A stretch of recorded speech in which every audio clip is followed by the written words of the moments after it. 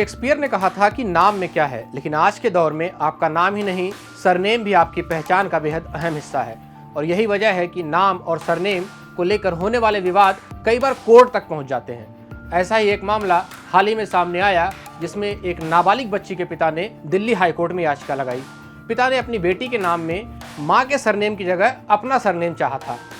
हालांकि कोर्ट ने उनकी याचिका खारिज कर दी। ये तो बात हो गई कोर्ट की, लेकिन देश में नाम और सरनेम को लेकर कैसे कैसे चलन है, कानून इसे लेकर क्या कहता है, दुनिया में नाम और सरनेम को लेकर किस तरह के चलन है, आइए जानते हैं। अगर बात नाम की करें तो आमतौर पर इसके दो हिस्से होते हैं। फर्स्ट नेम यानी वो नाम जो आपको जन्म के वक्त मिलता है, और लास्ट नेम जो आपके परिवार से आपको मिलता है।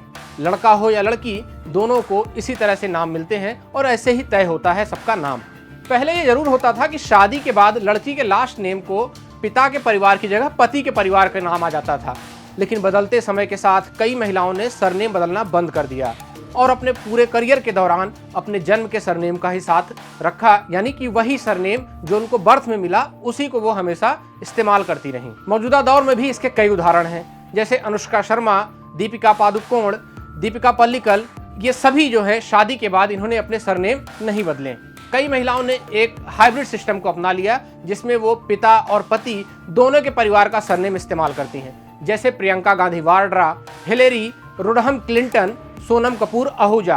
कई अपवाद तो ऐसे भी हैं जो बिना सरनेम के हैं, जैसे प्राण, धर्मेंद्र, श्रीदेवी।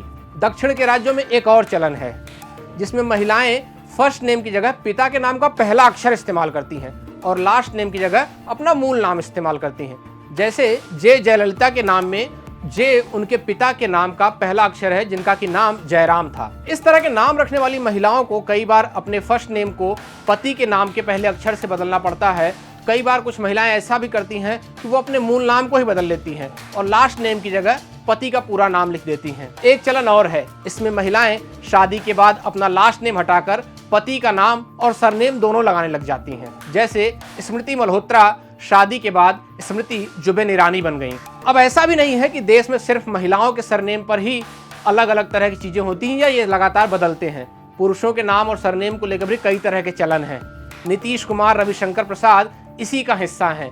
इसी तरह बिहार में राय, सिन्हा, सिंह जैसे सरनेम एक से ज्यादा जातियां इस्तेमाल करती हैं। महाराष्ट्र और गुजरात जैसे राज्यों में नाम और सरनेम के बीच पिता या पति का नाम इस्तेमाल करने का भी चलन है, जैसे सचिन, रमेश, तेंदुलकर। कुछ जगहों पर सरनेम की जगह गांव, जिले या कस्बे के नाम का इस्तेमाल करने का भी चलन है, जैसे अदार पूनावाला में पूना की वजह से पूनावाला है। ओम प्रकाश चौटाला में चौटाला उनके गांव का नाम है।